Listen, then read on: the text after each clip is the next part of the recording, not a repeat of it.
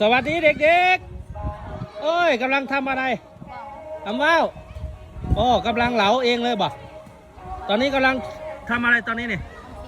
ทำปีกมันมีกี่อันได้กี่อันนะเนี่ย1 อันจะเสร็จไหมวันนี้ทีหน้าทำอะไรล่ะทีหน้า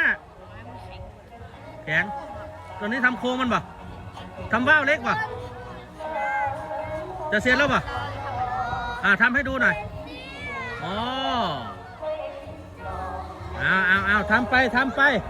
นู่นว่าวที่เขาทำอยู่นู่นกำลังลอยอยู่นู่นนี่เลยว่าวแม่ลูกกุ้งเห็ดไปแล้วอยู่บ้านกุ้งครับมันนี่เทสอีก